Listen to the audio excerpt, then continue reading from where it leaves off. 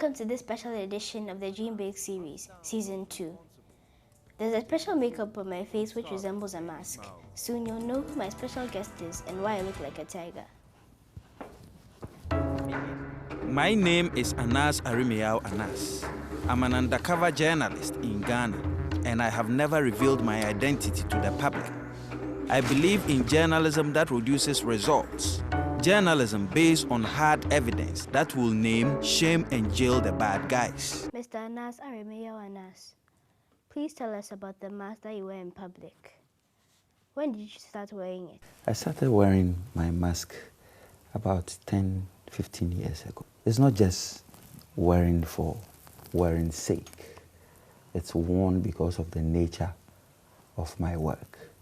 Anonymity has always been my secret weapon in doing my work, and the mask has played a key role in making this anonymity a pulsating reality. Your masks are made of beads. They are very different from any other masks I've seen. Why wear masks that identify you when you're undercover?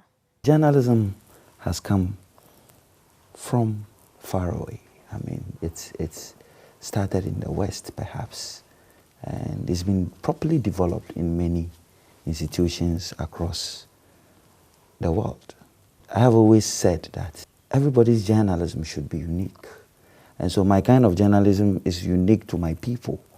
And using the beads is what I call symbolism of African tradition. And if you know, beads are not only prominent in Ghana, but Nigeria and many other African countries. So I'm saying that my kind of journalism is journalism for my people. And so I ought to identify and resonate with my people. That's why I use the beads. You are an investigative journalist. You study journalism and law. How do these two professions help you in your work? Sometimes when we go undercover, especially when you want to do what I do, you would need to know the exact detail you need in accordance with the law, so that when you're able to finish that story and you come out and you go to the court of law, you'll be able to cover all the grounds so that you can have effective prosecution. So what the law does is to be able to point out to you what you need to get when you are undercover. So journalism and law side by side is to equip me well to be able to go undercover against the bad guys and to get out those very details I need to ensure their prosecution. What made you decide to investigate wrongdoings in society? All of us live in our various villages and communities. If there are problems there, the problem is not special to my mother. The problem is a problem of the community.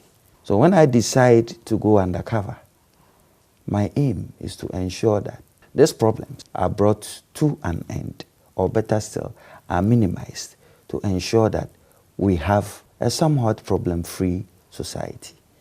And also, it's to send a signal to the bad guys that they cannot continuously take our communities for granted, and that as they keep on killing, as they keep on stealing and pilfering the kitty, one fine morning, we will be there to ensure that their bad deeds are uncovered, and also to ensure that they go to jail where they properly belong.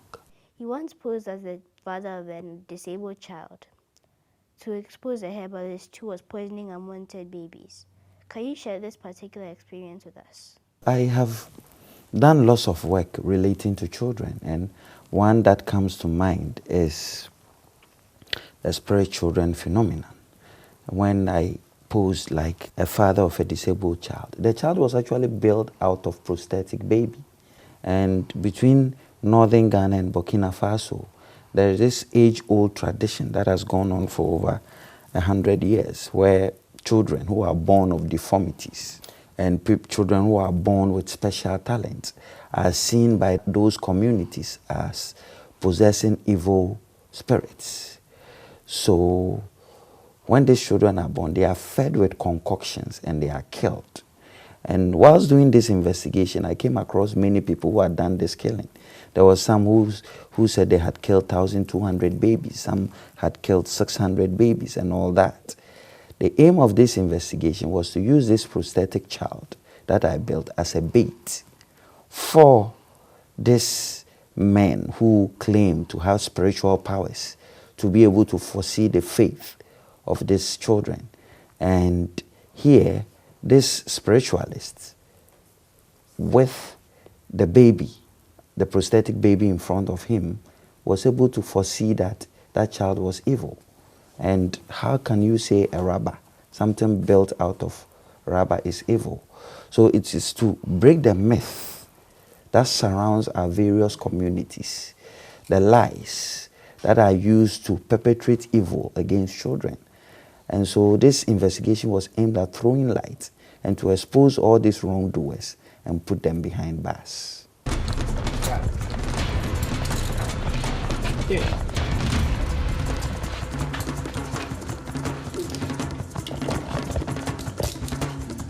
You are under arrest. You are not obliged to say anything unless you wish to do so. But whatever you say will be taken down and be given in evidence in a court of law against you. According to UNICEF, 1 out of 4 children in Ghana live in poverty. What are your thoughts on this, and how do you think we can reduce child poverty in Ghana?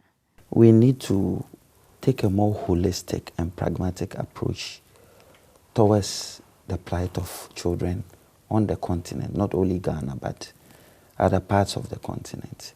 There are many, many problems. I have done many stories concerning children.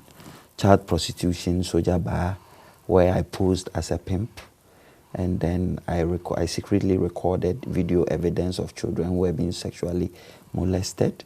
The recent one I did about WFP children food that is supposed to go to children who are malnourished, and where I caught the thieves who were stealing these foods, and many trafficking stories involving children. The nutrition officer, Aremeyaw guy, can be seen here on the left, packing the stolen goods in plain bags to conceal the World Food Programme logos.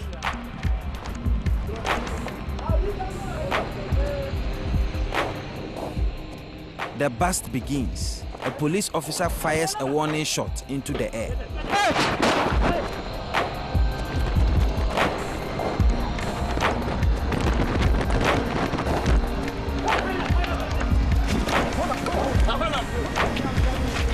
So you see, we have many problems. The only way to be able to solve these problems is for all of us to come together as one and to say no and to be more proactive when it comes to issues of children. I believe that sometimes we assume that because we have many child rights NGOs, things are okay. But I tell you, if you move to the countryside, if you move to the villages, then we realize that as much as we would applaud the activities of NGOs, we ought to know that they cannot do it all, and that we need a concerted effort to ensure that the plight of kids are minimized. Your motto is name, shame, and jail. What is the thinking behind this motto? My journalism is a unique brand, and I keep saying that it's a product of my people. I have played many roles as an undercover journalist. I've gone to hospital as a psychiatric patient, a psychiatric hospital. I've gone to prison as a prison inmate. I've been a woman in an orphanage where a lot of children died, and many others. The kick in my kind of journalism is that whilst my colleague would inform people, maybe call it name and shame, I take that extra mile to jail. And I do that because of the peculiar nature of our societies. Look, I wish institutions were strong. When I talk about institutions, I'm talking about the legislature, I'm talking about the judiciary, I'm talking about the executive, I'm talking about all the organizations we have in this country, the police service. But unfortunately, because we are a third world country, we are unable to provide much for these institutions to have the strength that of the West has. All I'm saying is that there's no point in doing journalism that doesn't benefit society. So if I say I'm investigating a story, I don't only stop at just letting people read that story at the comfort of their bedrooms, but I ensure that I gather enough evidence to be able to stand in the court of law to testify against these bad guys so that they go to jail. That is what I do. And I tell you, it works. Many people have been to jail as a result of my work. Chinese trafficking syndicate, they are in jail for 45 years. Recently, Nana Kwesi Agyeman, who sexually molested and defiled girls as young as 3 years, young children as young as 12 of them, is in jail for 15 years. Again, there was a story I did at the Registrar General's Department. That person is in jail for 4 years. I did a similar story about the Ricaldo cocaine bust. He's in jail for 8 years. I've done many, many other stories. The results are palpable. So what I'm saying is that my kind of journalism works, and that's why I do it. My colleagues in the West may have issues with me because their institutions are much grown. They are stronger. But I am saying that I'm not doing my journalism for the people of the West. I do journalism for my people.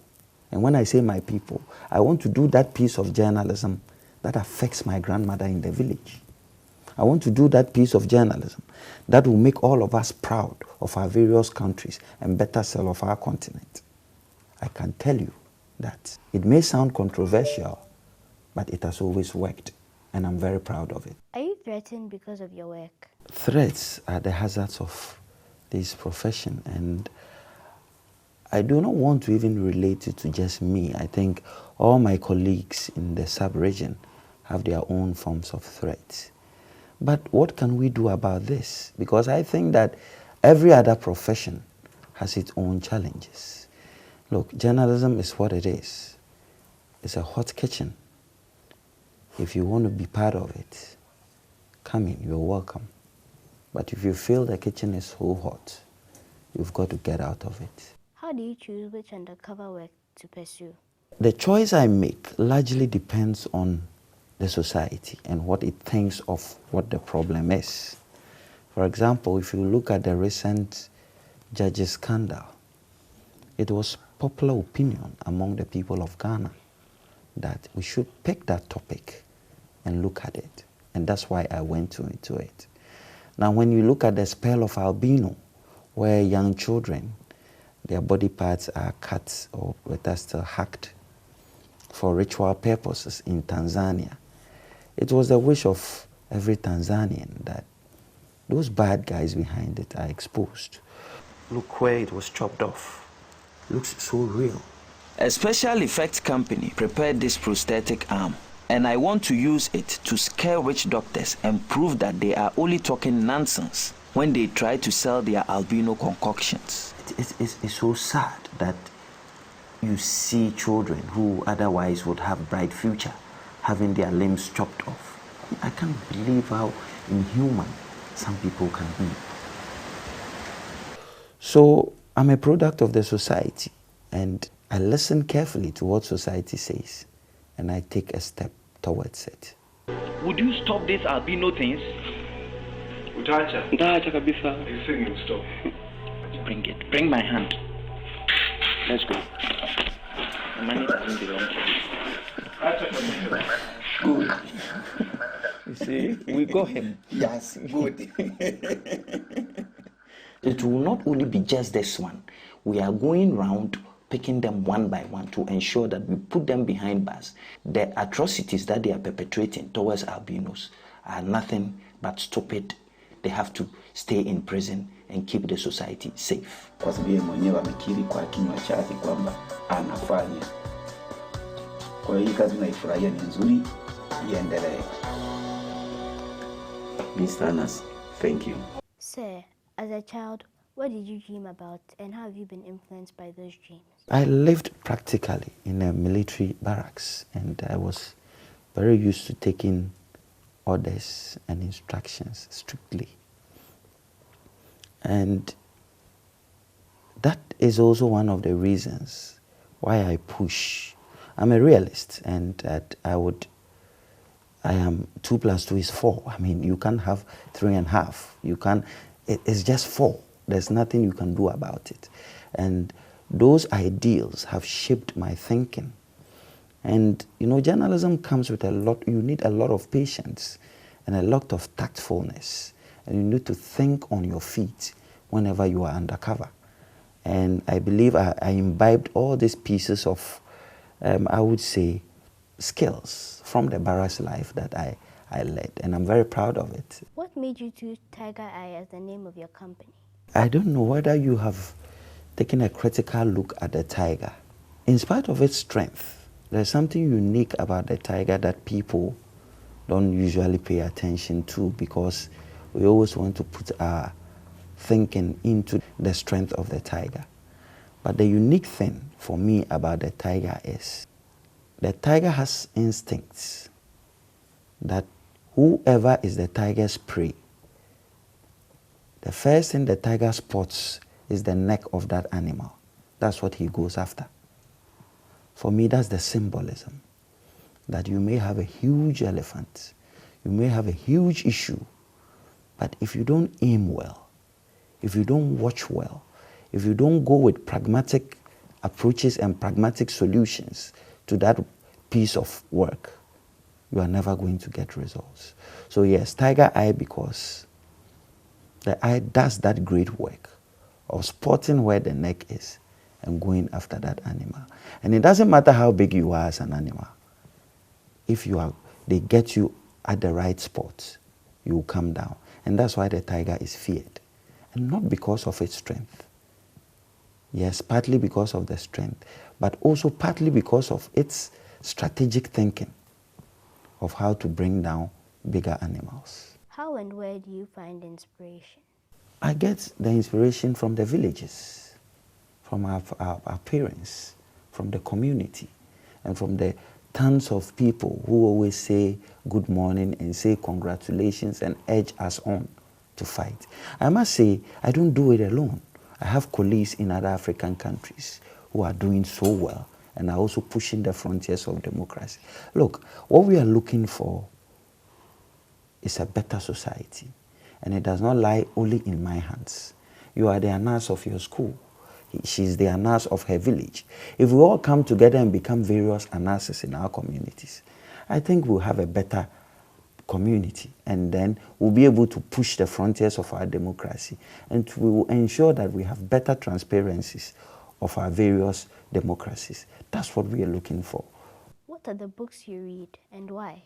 I read a lot of African writers, and I must say I'm very proud of all of them, from the Soyinkers to Amata Edus, the great Ghanaian writers Atukwe and Yama and Co.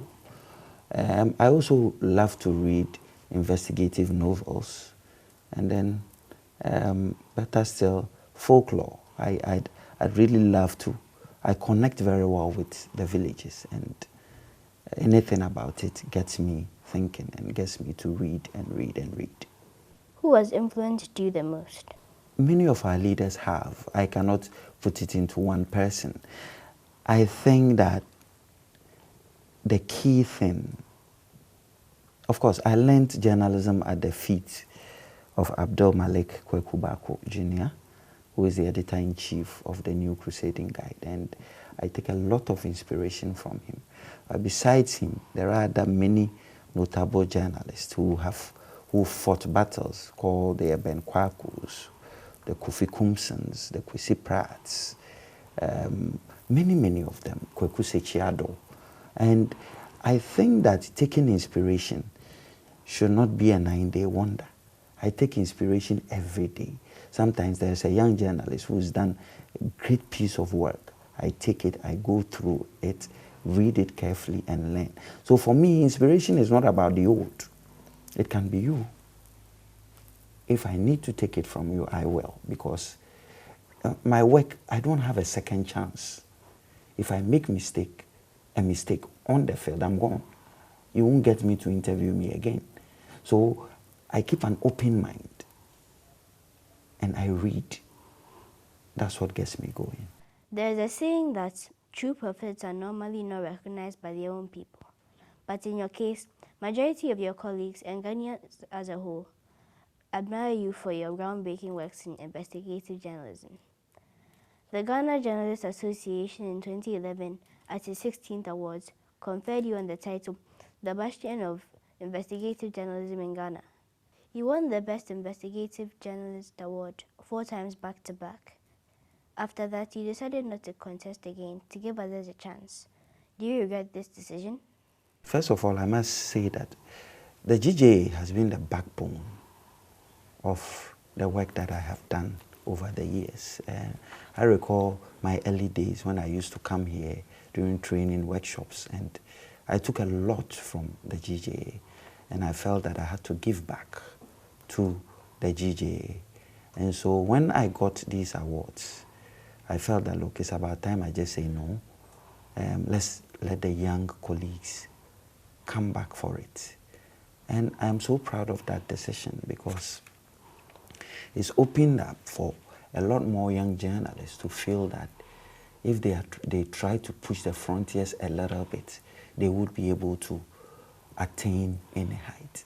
Look, I'm a Ghanaian like all of them. We all attended journalism school. We all went to press houses. We all read. I want them to feel that, I mean, the rules do not change wherever you go in the world, be it working with Al Jazeera, be it working with CNN or the BBC Channel 4. The same rules is what permeates. So if I won GJA awards and I'm able to work with the international media, they should also know that they are capable of winning such awards, and they are capable of pushing the frontiers, and they are capable of meeting all sorts of challenges in the international sphere of journalism. So I do not regret that decision at all. I'm very proud of it. And so far I've seen the outcome. I've seen the number of people who have won the Investigative Journalism Award, and I'm proud of them. And I want to encourage all of them that we should keep on pushing the frontiers. And they ought to note, we live in different worlds. So whereas our colleagues in the West have the luxury to do stories about butterfly farming and do stories about perhaps research into mangoes, which are very, very important stories. We do not have that luxury here in Africa because each story we do borders on human lives. And so your decision not to even act could lead to deaths of people. So we are in different time zones. That's what they ought to know. Each day, as we leave societal problems untouched, as we leave institutions and believe that they are sacrosanct, we are hurting the continent. We need to push the frontiers. We need to test our institutions and be able to bring out the ills to make society. Could you please tell us a story that has made an impact on you? I'm inspired by a lot of the human trafficking stories that I have done. Messiah of Mentukwa, the children who were saved are in school today, and the other day I passed by their school and I couldn't just stop. I was so happy. I felt that I had really impacted on their lives. I did one chocolate for the BBC Panorama where a boy, Fatau, was saved, and Fatau is doing so well now as we speak. Talk of the soldier bus, talk of the Osu Children's Homes, talk of all the other stories I've done concerning children. When I see that those children are moved from one state to a better life, I am fulfilled. I keep saying that one limb impacted alone is enough for me. And I'm also fueled by the countless encouraging messages I get from people, and also the critique I get from people. It is the mixture of both that makes you a stronger person. So it's multifaceted, but I must say I'm really inspired when my story touches a life and when it makes that life a better one. Thank you very much for sharing your experiences with us. This has been an eye-opener to me and all who are watching this program. Thank you very much. God bless you. Thanks for the opportunity.